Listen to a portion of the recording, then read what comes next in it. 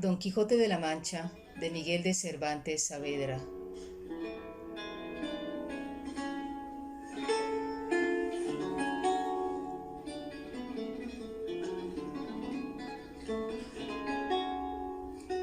Entrega 66.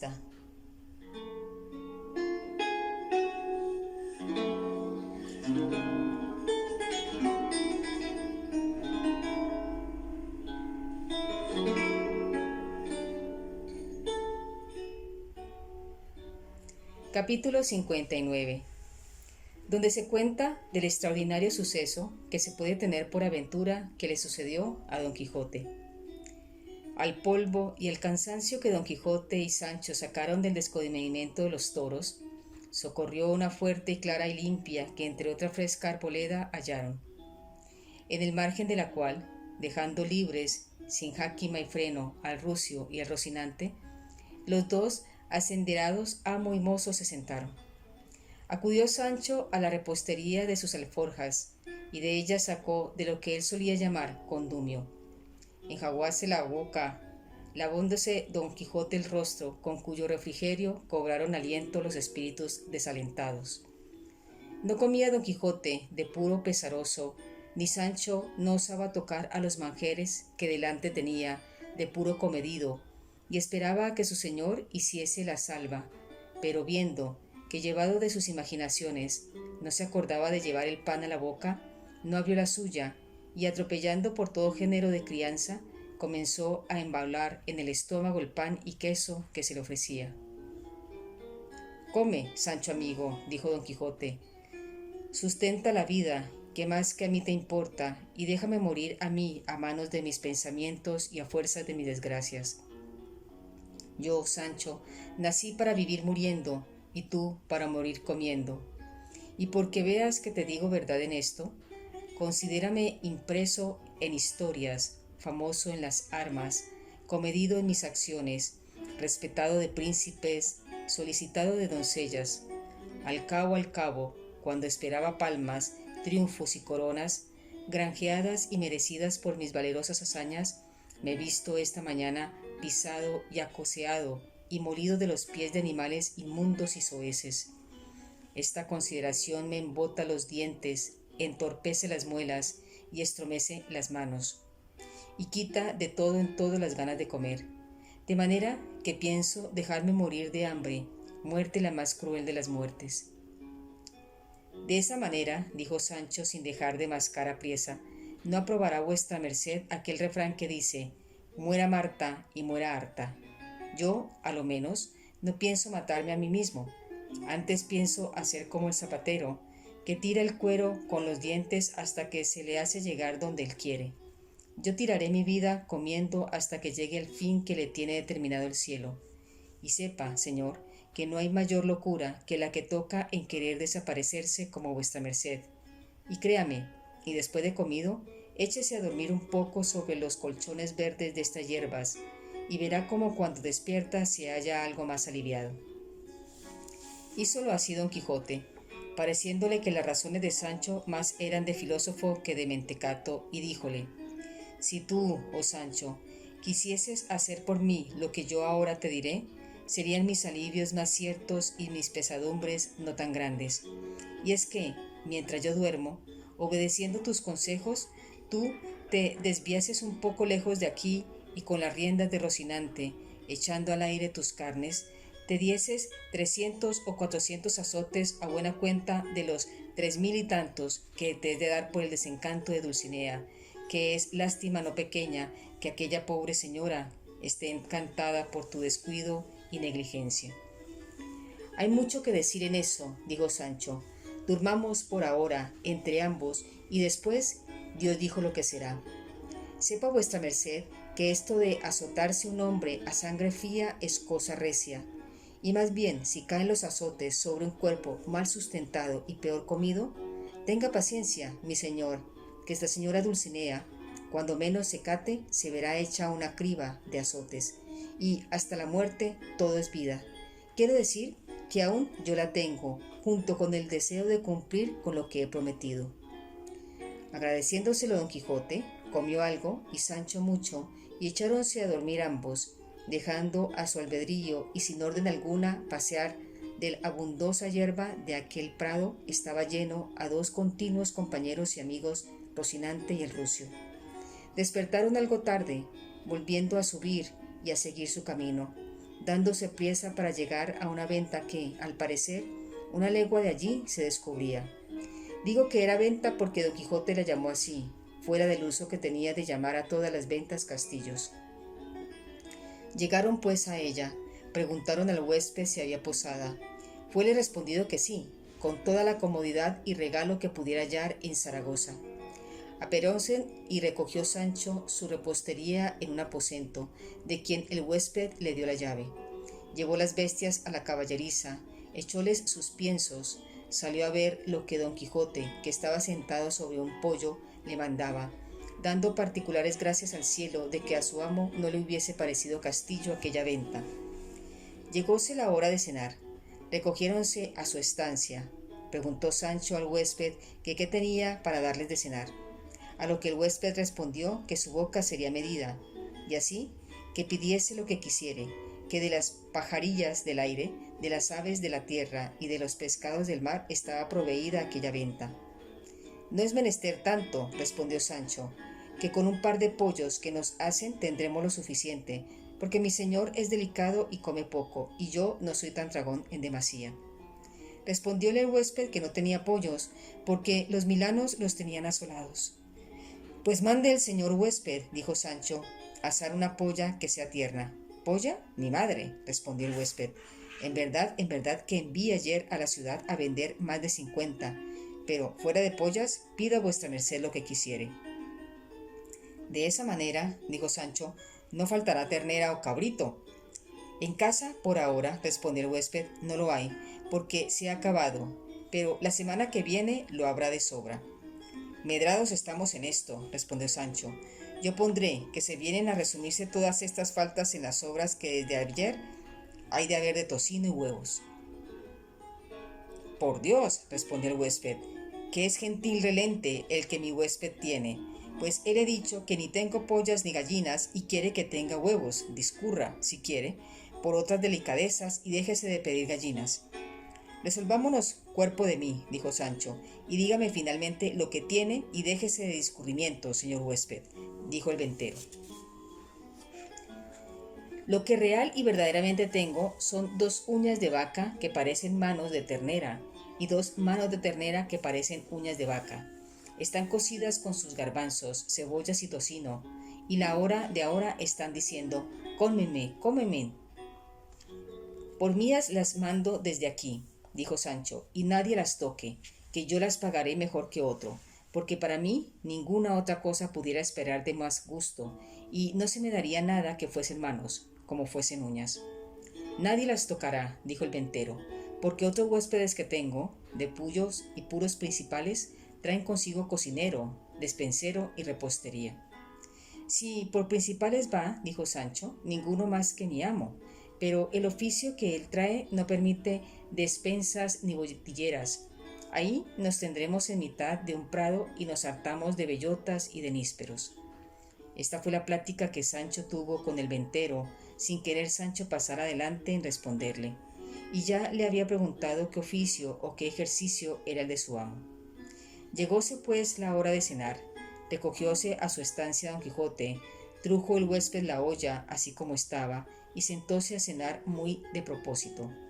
Parece ser que en otro aposento que junto al de Don Quijote estaba, que no le dividía más que un sutil tabique, oyó decir Don Quijote: por vida de vuestra merced, señor don Jerónimo, que en tanto que trae la cena leamos otro capítulo de la segunda parte de Don Quijote de la Mancha.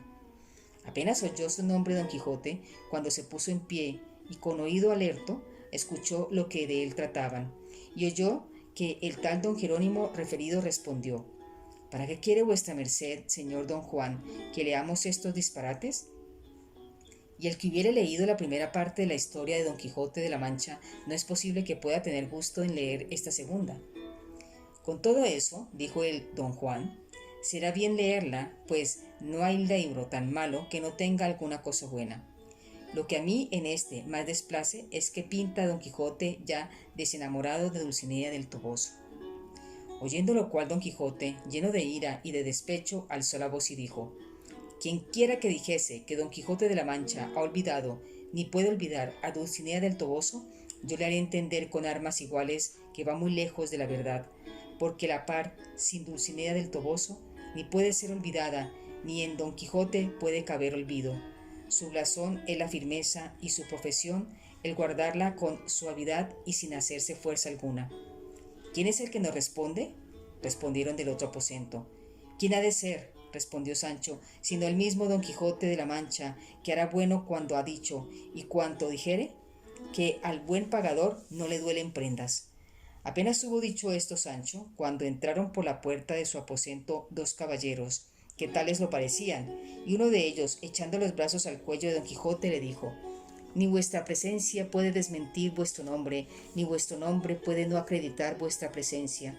Sin duda vos, señor, sois el verdadero Don Quijote de la Mancha, norte y lucero de la andante caballería, a despecho y pesar del que ha querido usurpar vuestro nombre y aniquilar vuestras hazañas, como lo ha hecho el autor de este libro que aquí os entrego.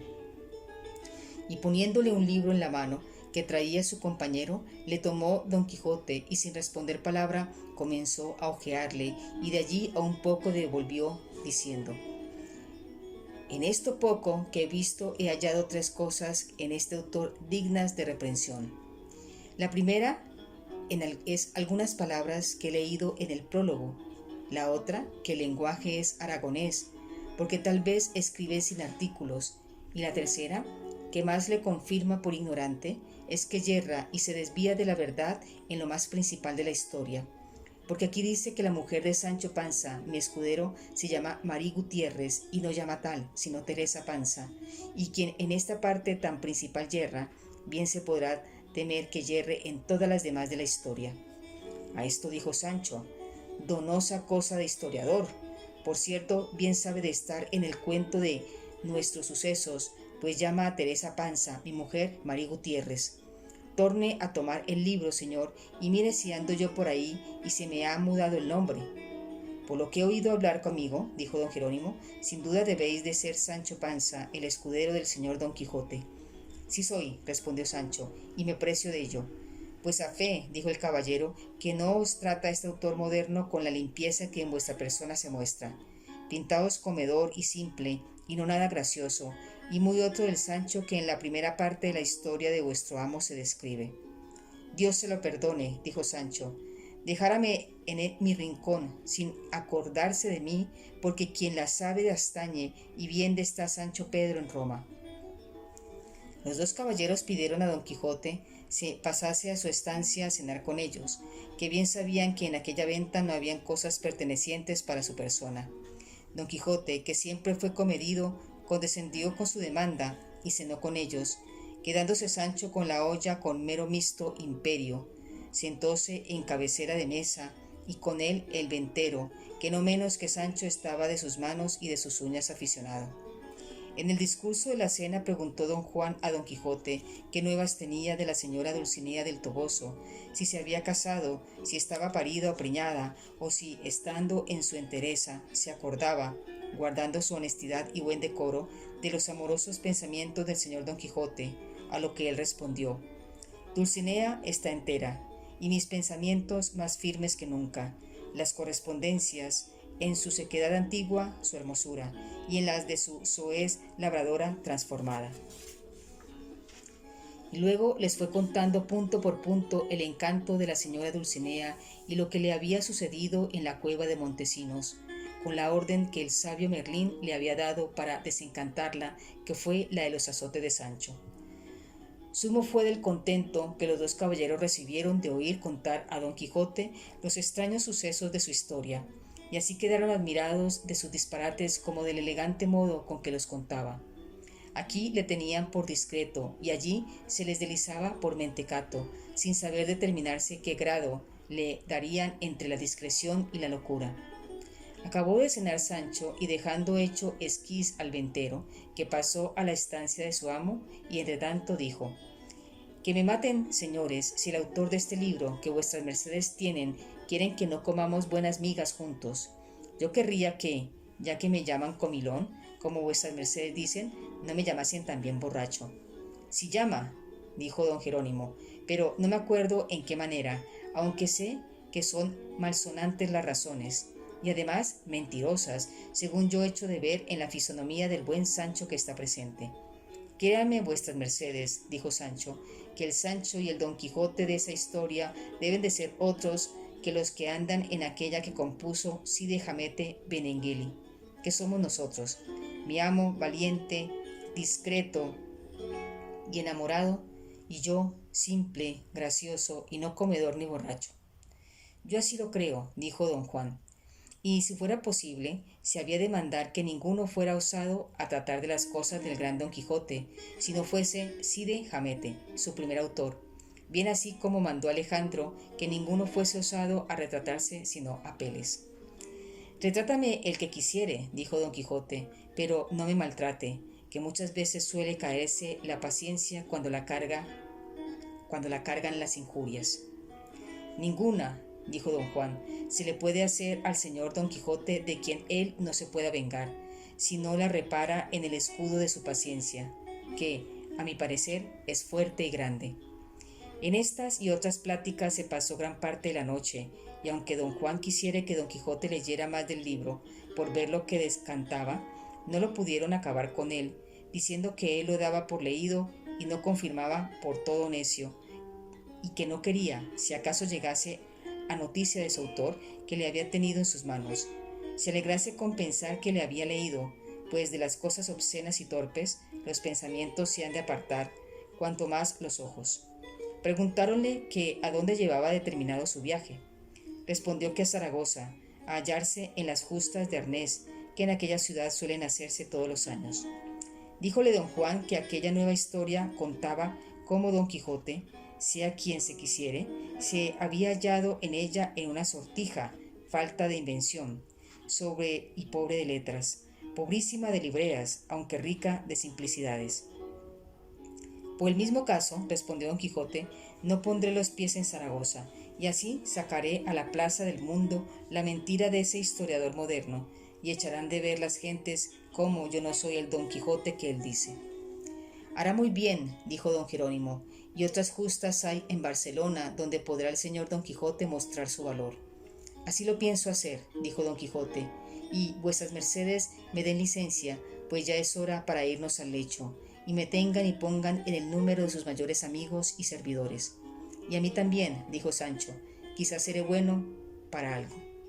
Con esto se despidieron y don Quijote y Sancho se retiraron a su aposento, dejando a don Juan y a don Jerónimo admirados de ver la mezcla que había hecho de su discreción y de su locura. Y verdaderamente creyeron que estos eran los verdaderos don Quijote y Sancho, y no los que describía su autor aragonés. Madrugó don Quijote y dando golpes al tabique del otro aposento, se despidió de sus huéspedes. Pagó Sancho al ventero magníficamente y aconsejóle que alabase menos la provisión de su venta, o la tuviese más proveída.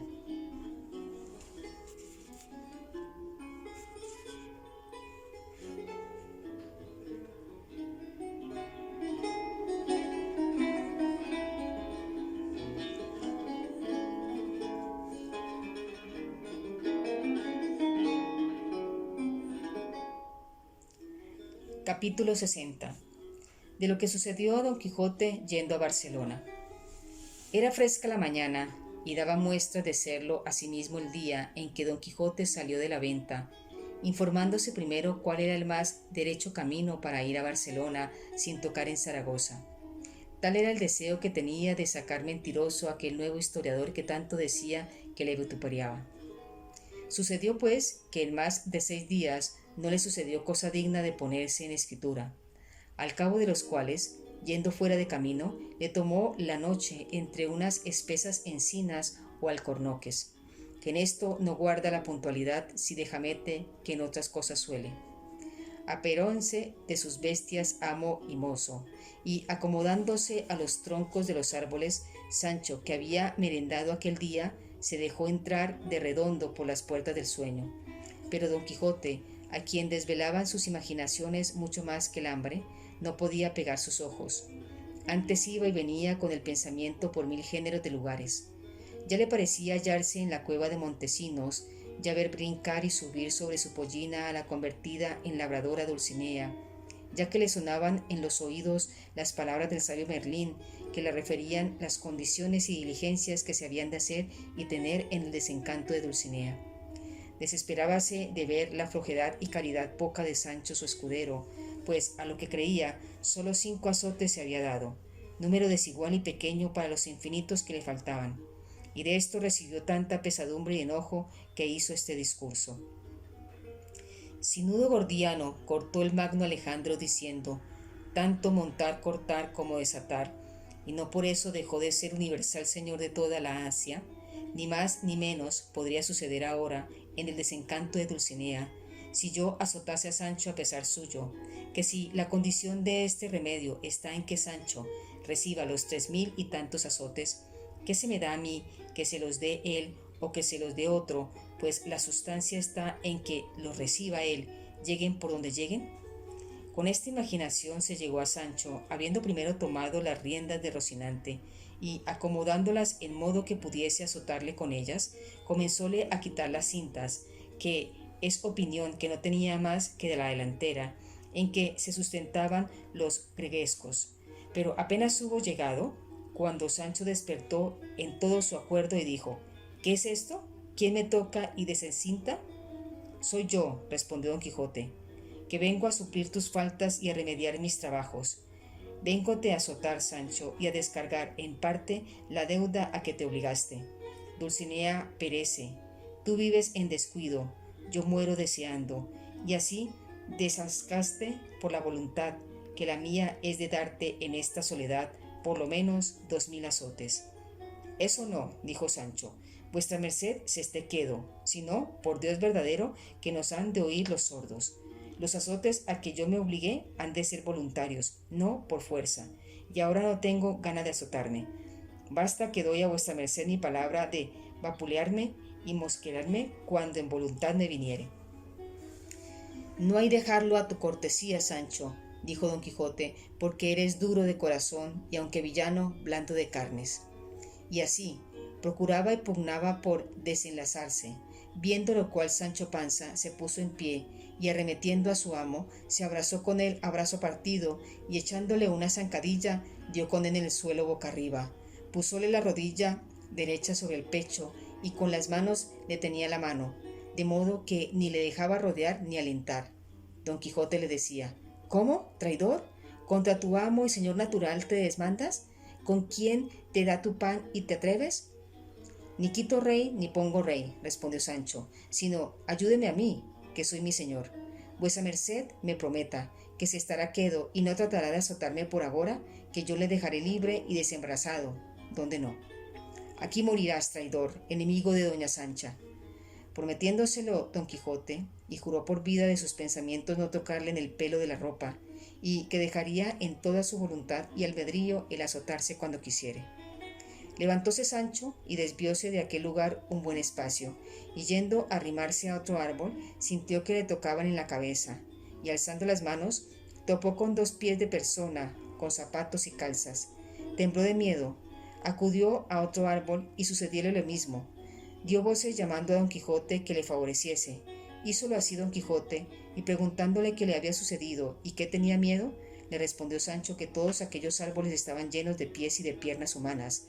Tenlos, don Quijote, y cayó luego en la cuenta de que podía ser, y díjole Sancho: no tienes de qué tener miedo, porque estos pies y piernas que tientas y no ves, sin duda son de algunos forajidos y bandoleros que en estos árboles están ahorcados, que por aquí los suelen ahorcar la justicia cuando los coge, de 20 en 20 y de 30 en 30, por donde me doy a entender que debo de estar cerca de Barcelona. Y así era la verdad como él lo había imaginado. Al parecer alzaron los ojos y vieron los racimos de aquellos árboles, que eran cuerpos de bandoleros.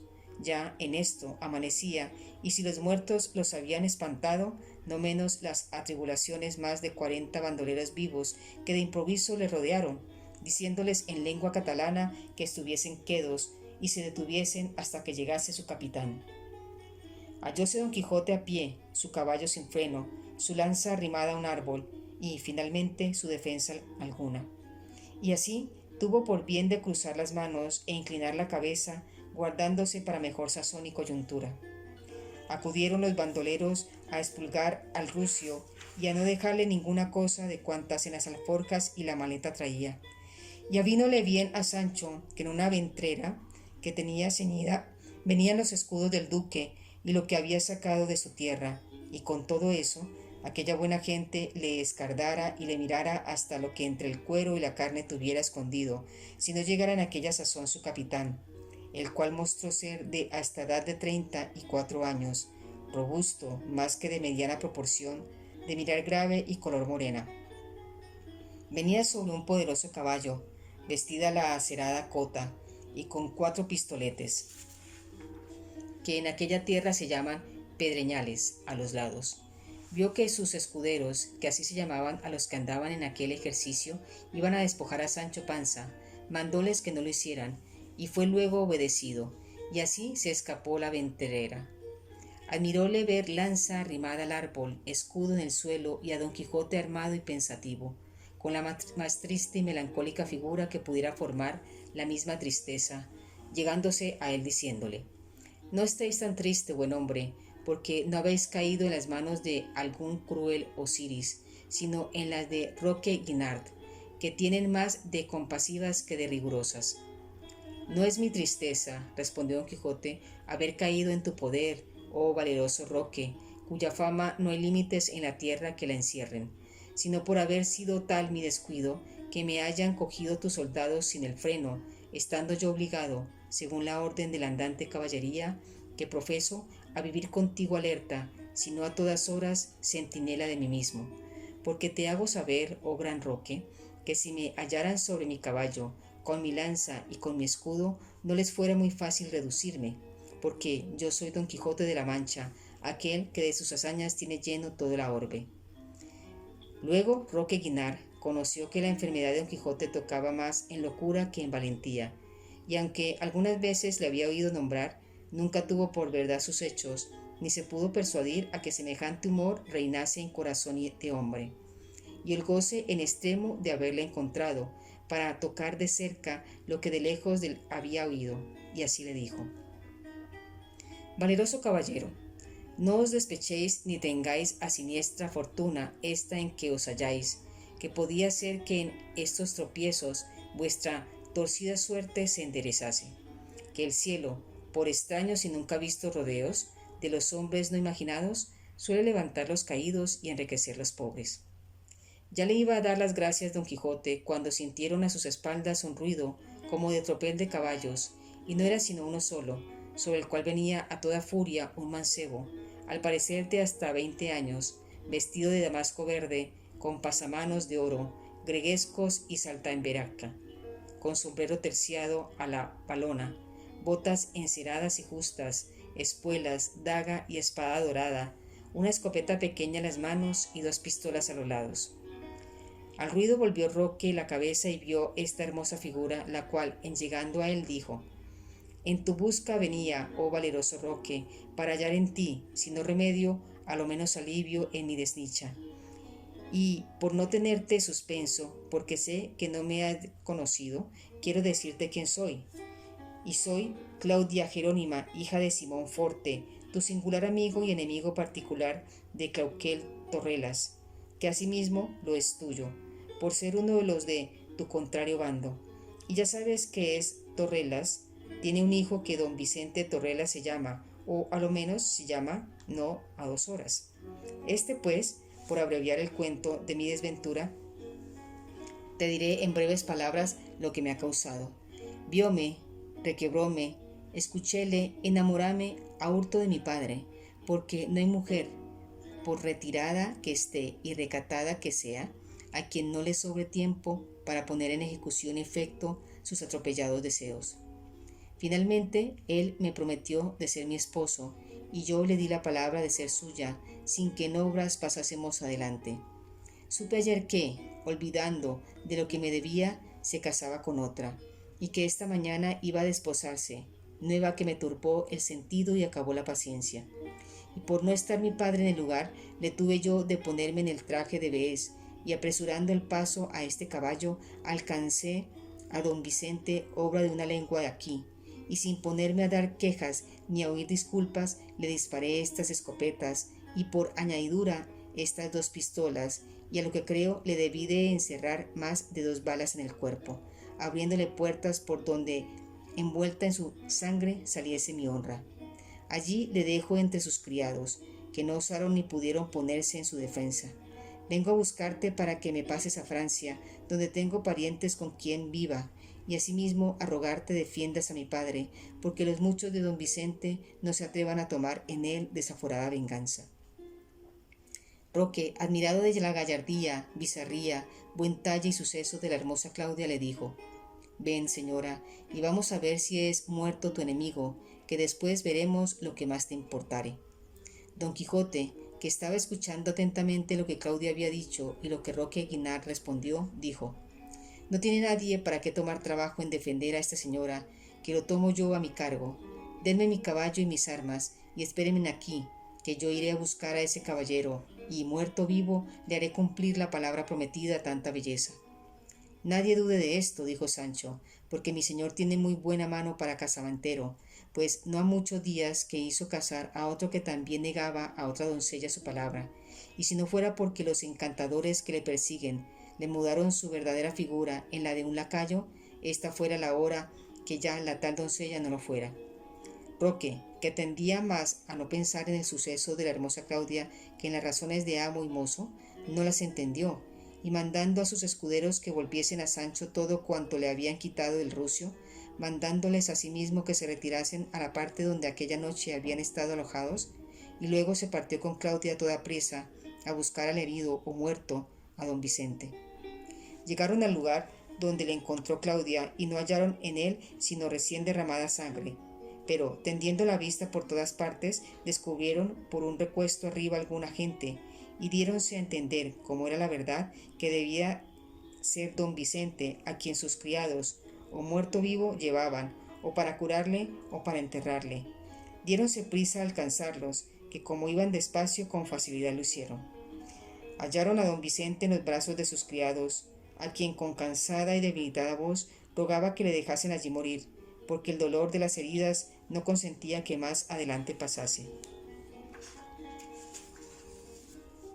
Arrojándose de los caballos Claudia y Roque, llegáronse a él. Temieron los criados la presencia de Roque y Claudia. Se turbó al ver la de don Vicente, y así, entre enternecida y rigurosa, se llegó a él, y haciéndole de las manos le dijo: Si tú me dieras estas, conforme a nuestro concierto, nunca te vieras en este paso.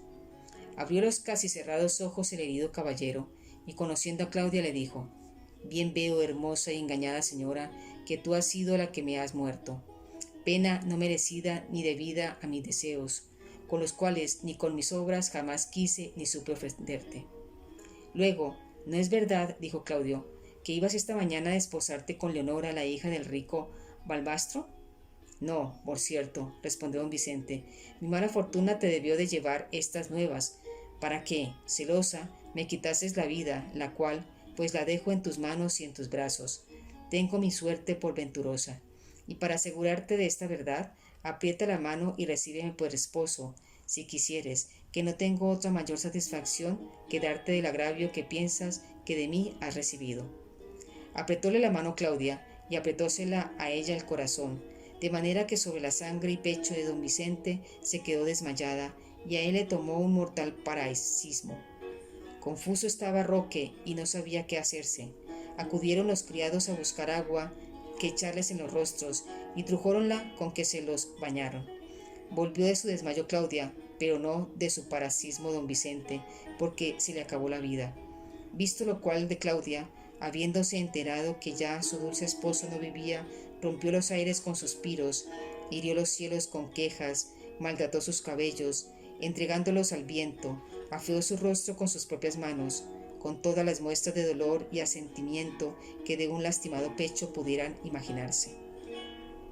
Oh cruel e inconsiderada mujer, decía, con qué facilidad te moviste a poner en ejecución tan mal pensamiento. Oh fuerza rabiosa de los celos, a qué desesperado fin conducís a quien os da acogida en su pecho. Oh esposo mío, cuya desdichada suerte, por ser prenda mía, te ha llevado del tálamo a la sepultura. Tales y tan tristes eran las quejas de Claudia, que sacaron las lágrimas de los ojos de Roque, no acostumbrados a verlas en ninguna ocasión. Lloraban los criados, desmayábase a cada paso Claudia, y todo aquel circuito parecía campo de tristeza y lugar de desgracia. Finalmente, Roque Guinart ordenó a los criados de don Vicente que llevasen su cuerpo al lugar de su padre, que estaba allí cerca, para que le diesen sepultura. Claudia dijo a Roque que quería irse a un monasterio donde era abadesa una tía suya, en el cual pensaba acabar la vida de otro mejor esposo y más eterno acompañada. Alabólo en el Roque y su buen propósito, y ofreciéndole la compañía hasta donde quisiere, y de defender a su padre de los parientes y de todo el mundo sin ofenderle quisiese. No quiero su compañía, Claudia, en ninguna manera, y agradeciendo sus ofrecimientos con las mejores razones que supo, se despidió de él llorando. Los criados de don Vicente llevaron su cuerpo, y Roque se volvió a los suyos, y este fin tuvieron los amores de Claudia Jerónima, pero que muchos sí tejieron la trama de su lamentable historia, las fuerzas invencibles y rigurosas de los celos. Halló Roque Guinart a sus escuderos, y en la parte donde les había ordenado, y a don Quijote entre ellos, sobre Rocinante, haciéndoles una plática en que les persuadía dejasen aquel modo de vivir tan peligroso, así para el calma como para el cuerpo. Pero, como los más eran gascones, gente rústica y desbaratada, no les entraba bien la plática de don Quijote. Llegado que fue Roque, preguntó a Sancho Panza si le habían vuelto y restituido las alhajas y preseas que los suyos del rucio le habían quitado. Sancho respondió que sí, sino que le faltaban 3 tocadores que valían 3 ciudades. ¿Qué es lo que dices, hombre?, dijo uno de los presentes, que yo los tengo y no valen 3 reales. Así es, dijo don Quijote, pero estimados mi escudero, ¿qué es lo que ha dicho, por habérmelos dado quien me los dio? Mandóselos volver al punto Roque Guinart, y mandado poner los suyos en Alá. Mandó traer allí delante todos los vestidos, joyas y dineros, y todo aquello que desde la última repartición habían robado. Y haciendo brevemente el tanteo, volviendo la no repartible y reduciéndolo a dineros, lo repartió por toda su compañía, con tanta legalidad y prudencia que no pasó un punto ni defraudó nada de la justicia distributiva. Hecho esto, con lo cual todos quedaron contentos, satisfechos y pagados, dijo Roque a don Quijote: si no se guardase esta puntualidad con estos, no se podría vivir con ellos. A lo que dijo Sancho: según lo que aquí he visto, es tan buena la justicia que es necesaria que se use aún entre los mismos ladrones. Oyólo un escudero y enarboló el mocho de su arcabuz, con el cual, sin duda, le abriera la cabeza a Sancho si Roque Guinart no le diese voces que se detuviese. Pasmóse Sancho y propuso de no descoser los labios en tanto que entre aquella gente estuviese. Llegó en esto uno o algunos de aquellos escuderos que estaban puestos por centinelas por los caminos para ver la gente que por ellos venían y dar aviso a su mayor de lo que pasaba. Y éste dijo: señor, no lejos de aquí, por el camino que va a Barcelona, viene un gran tropel de gente. A lo que respondió Roque: ¿has echado de ver si son de los que nos buscan o de los que nosotros buscamos? No, sino de los que buscamos, respondió el escudero. Pues salid todos, replicó Roque, y traédmelos aquí luego, sin que se os escape ninguno. Hiciéronlo así, y quedándose solos don Quijote, Sancho y Roque, aguardaron a ver lo que los escuderos traían. Y en este entretanto dijo Roque a don Quijote: nueva manera de vida le debe de parecer al señor don Quijote la nuestra, nuevas aventuras, nuevos sucesos, y todos peligrosos. Y no me maravillo que así le parezca, porque realmente le confieso que no hay modo de vivir más inquieto ni más sobresaltado que el nuestro. A mí me han puesto en el no sé qué deseos de venganza que tienen fuerza de turbar los más sosegados corazones. Yo, de mi natural, soy compasivo y bien intencionado, pero como tengo dicho el querer vengarme de un agravio que se me hizo, así da con todas mis buenas inclinaciones en tierra, que persevero en este estado, a despecho y pesar de lo que entiendo. Y como un abismo llama a otro y un pecado a otro pecado, hace eslabonado las venganzas de manera que no solo las mías, pero las ajenas toma a mi cargo. Pero Dios es servido de que, aunque me veo en la mitad del laberinto de mis confusiones, no pierdo la esperanza de salir del a puerto seguro. Admirado quedó Don Quijote de oír hablar a Roque tan buenas y concertadas razones, porque él se pensaba que entre los de oficios semejantes de robar, matar y saltear no podía haber alguno que tuviese buen discurso, y respondióle: Señor Roque, el principio de la salud está en conocer la enfermedad y en querer tomar el enfermo las medicinas que el médico le ordena. Vuestra merced está enfermo, conoce su dolencia, y el cielo, o Dios por mejor decir, que es nuestro médico, le aplicará medicinas que le sanen, las cuales suelen sanar poco a poco y no de repente y por milagro. Y más, que los pecadores discretos están más cerca de enmendarse que los simples. Y pues vuestra merced ha mostrado en sus razones su prudencia, no hay sino tener buen ánimo y esperar mejoría de la enfermedad de su conciencia. Y si vuestra merced quiere ahora ahorrar camino y ponerse con facilidad en de su salvación, véngase conmigo, que yo le enseñaré a ser caballero andante, donde se pasan tantos trabajos y desventuras, que, tomándolas por penitencia, en 2 paletas le pondrán en el cielo. Rióse Roque del consejo de Don Quijote, a quien, mudando plática, contó el trágico suceso de Claudia Jerónima, de que le pesó en extremo a Sancho, que no le había parecido mal la belleza, desenvoltura y brío de la moza.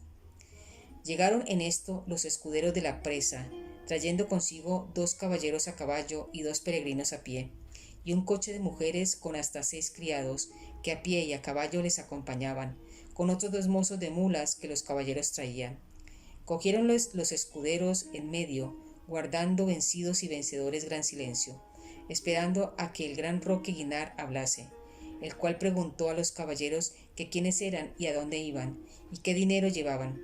Uno de ellos le respondió: Señor, nosotros somos 2 capitanes de infantería española.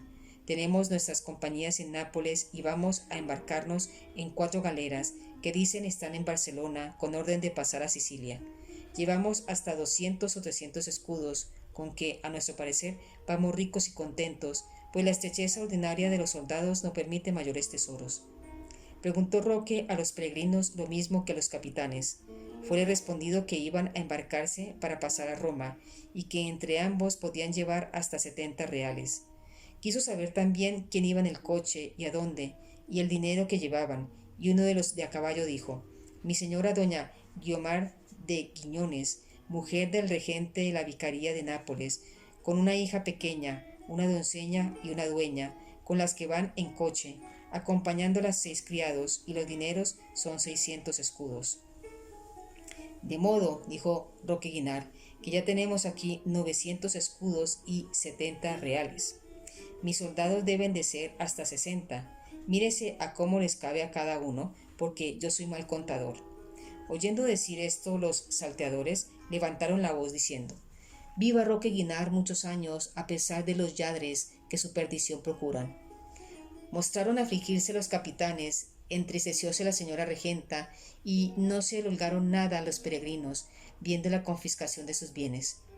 Túvolos así un rato suspenso Roque, pero no quiso que pasase adelante su tristeza, ya que se podía conocer a tiro de arcabuz, y volviéndose a los capitanes dijo: Vuestras mercedes, señores capitanes, por cortesía sean servidos de prestarme 60 escudos y la señora regenta 80, para contentar esta escuadra que me acompaña, porque el abad de lo que canta llanta, y luego pueden seguirse su camino libre y desembarazadamente, con un salvoconducto que yo les daré, para que si toparen otras de algunas escuadras mías que tengo divididas por estos contornos, no les hagan daño, que no es mi intención de agraviar a soldados ni a mujer alguna, especialmente a las que son principales. Infinitas y bien dichas fueron las razones con que los capitanes agradecieron a Roque su cortesía y liberalidad, que por tal la tuvieron, en dejarles su mismo dinero. La señora doña Guiomar de Quiñones se quiso arrojar del coche para besar los pies y las manos del gran Roque, pero él no lo consintió en ninguna manera. Antes le pidió perdón del agravio que le hacía, forzado de cumplir con las obligaciones precisas de su mal oficio.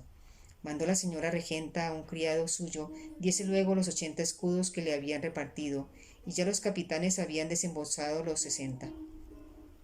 Iban los peregrinos a dar toda su miseria, pero Roque les dijo que se estuvieran quedos, y volviéndose a los suyos les dijo: de estos escudos 2 tocan a cada uno, y sobran 20.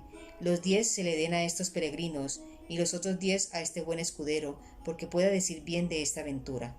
Y trayéndole aderezo de escribir, de que siempre andaba proveído, Roque les dio por escrito un salvoconducto para los mayores de sus escuadras, y despidiéndose de ellos los dejó ir libres, y admirados de su nobleza, de su gallarda disposición y extraño proceder, teniéndole más por un Alejandro Magno que por ladrón conocido. Uno de los escuderos dijo en su lengua gascona y catalana: este nuestro capitán más es para frade que para bandolero. Si de aquí adelante quisiere mostrarse liberal, séalo con su hacienda y no con la nuestra. No lo dijo tan paso el desventurado que dejase de oírlo don Roque, el cual, echando mano a la espada, le abrió la cabeza casi en 2 partes, diciéndole: de esta manera castigo yo a los deslenguados y atrevidos. Pasmóronse todos, y ninguno le osó decir palabra, tanta era la obediencia que le tenían.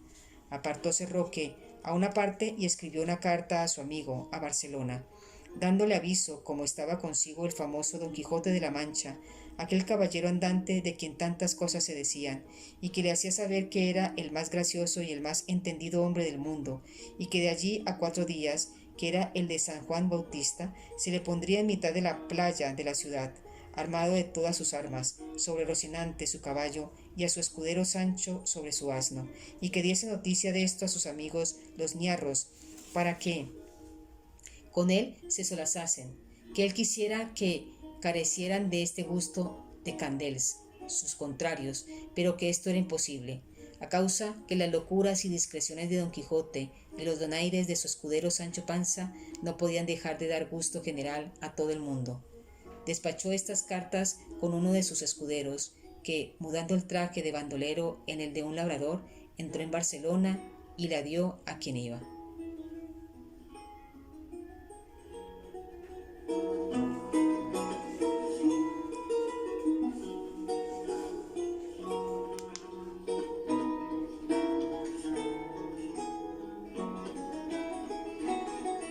Y esperad vuestra mercedes la entrega 67ª.